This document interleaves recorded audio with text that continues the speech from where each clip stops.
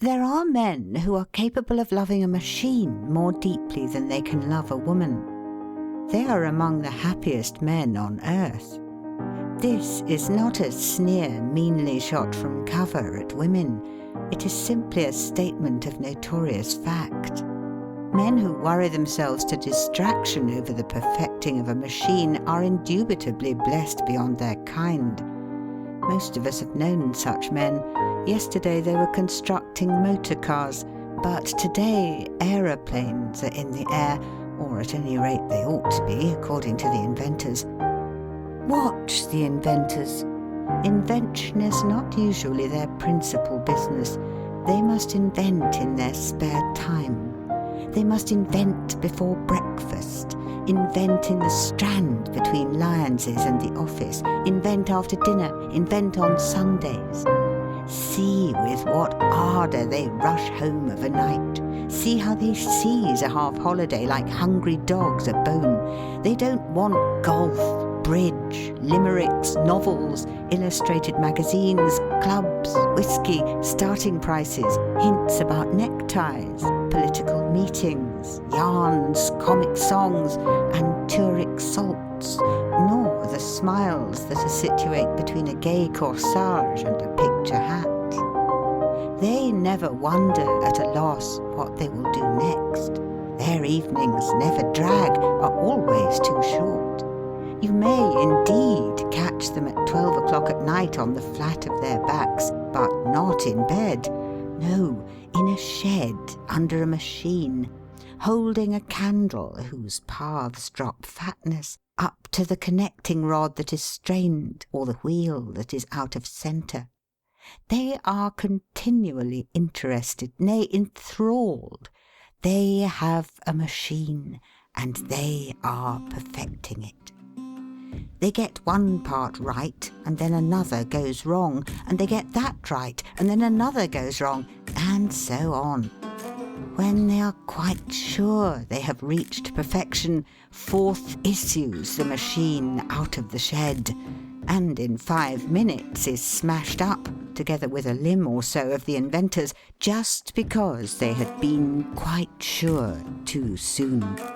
Then the whole business starts again. They do not give up. That particular wreck was, of course, due to a mere oversight. The whole business starts again, for they have glimpsed perfection. They have the gleam of perfection in their souls. Thus their lives run away. They will never fly, you remark cynically. Well, if they don't. Besides, what about right? With all your cynicism, have you never envied them their machine and their passionate interest in it? You know, perhaps, the moment when, brushing in front of the glass, you detected your first grey hair. You stopped brushing. Then you resumed brushing hastily. You pretended not to be shocked. But you were. Perhaps you know a more disturbing moment than that. The moment when it suddenly occurred to you that you had arrived as far as you ever will arrive, and you had realized as much of your early dream as you ever will realize, and the realization was utterly unlike the dream. The marriage was excessively prosaic and eternal, not at all what you expected it to be, and your illusions were dissipated, and games and hobbies had an unpleasant core of tedium and futility, and the ideal tobacco mixture did not exist, and one literary masterpiece resembled another, and all the days that are to come will more or less resemble the present day until you die. And in an illuminating flash, you understood what all those people were driving at when they wrote such unconscionably long letters to the Telegraph as to life being worth living or not worth living. And there was naught to be done but face the grey, monotonous future and pretend to be cheerful, with the worm of ennui gnawing at your heart. In a word, the moment when it occurred to you that yours is the common lot. In that moment, have you not wished, do not continually wish, for an exhaustless machine, a machine that you could never get to the end of? Would you not give your head to be lying on the flat of your back, peering with a candle, dirty, foiled, catching cold, but absorbed in the pursuit of an object? Have you not gloomily regretted that you were born without a mechanical turn, because there is really something about a machine? It has never struck you that you do possess a machine. Oh blind, oh dull!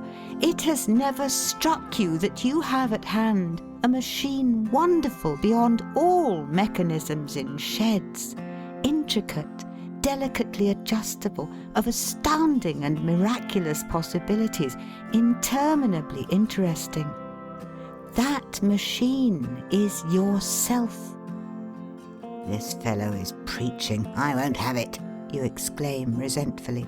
Dear sir, I am not preaching, and even if I were, I think you would have it. I think I can anyhow keep hold of your button for a while, though you pull hard. I'm not preaching. I am simply bent on calling your attention to a fact which has perhaps wholly or partially escaped you, namely that you are the most fascinating bit of machinery that ever was. You do yourself less than justice. It is said that men are only interested in themselves. The truth is that as a rule men are interested in every mortal thing except themselves. They have a habit of taking themselves for granted, and that habit is responsible for 9/10 of the boredom and despair on the face of the planet. A man will wake up in the middle of the night, usually owing to some form of delightful excess, and his brain will be very active indeed for a space ere he can go to sleep again. In that candid hour, after the exaltation of the evening and before the hope of the dawn, he will see everything in its true colours except himself. There is nothing like a sleepless couch for a clear vision of one's environment. He will see all his wife's faults and the hopelessness of trying to cure them. He will momentarily see, though with less sharpness of outline, his own faults. He will probably decide that the anxieties of children outweigh the joys connected with children. He will admit all the shortcomings of existence, will face them like a man, grimly, sourly, in a sturdy despair. He will mutter, "Of course I'm angry. Who wouldn't be? Of course I'm disappointed. Did I expect this 20 years ago? Yes, we ought to save more, but we don't, so there you are. I'm bound to worry. I know I should be better if I didn't smoke so much. I know there's absolutely no sense at all in taking liqueurs. Absurd to be ruffled with her when she's in one of her moods. I don't have enough exercise. Can't be regular somehow. Not the slightest use hoping that things will be different, because I know they won't. Queer world. Never really what you may call happy, you know. Now, if things were different," he loses consciousness. Observe, he has taken himself for granted, just glancing at his faults and looking away again. It is his environment that has occupied his attention, and his environment things that he would wish to have different. Did he not know, out of the fullness of experience, that it is futile to desire such a change? What he wants is a pipe that won't put itself into his mouth, a glass that won't leap of its own accord to his lips, money that won't slip untouched out of his pocket, legs that without asking will carry him certain miles every day in the open air, habits that practice themselves, a wife that will expand and contract according to his humours, like a Wernicke bookcase, always complete but never finished. Wise man, he perceives at once that he can't have these things, and so he resigns himself to the universe and settles down to a permanent, restrained discontent. No one shall say he is unreasonable. You see, he has given no attention to the machine. Let us not call it a flying machine. Let us call it simply an automobile. There it is on the road, jolting, screeching, rattling, perfuming. And there he is saying, "This road ought to be as smooth as velvet. That hill in front is ridiculous, and the descent on the other side positively dangerous. And it's all turns. I can't see 100 yards in front." He has a wild idea of trying to force the county council to sandpaper the road, or of employing the new territorial army to remove the hill. But he dismisses that idea. He is so reasonable. He accepts all. He sits clothed in reasonableness on the machine and accepts all. "Ass!" you exclaim. "Why doesn't he get down and inflate that tyre, for one thing? Anyone can see the sparking apparatus is wrong, and it's perfectly certain the gearbox wants oil. Why doesn't he?" I will tell you why he doesn't. Just because he isn't aware that he is on a machine at all. He has never examined what he is on.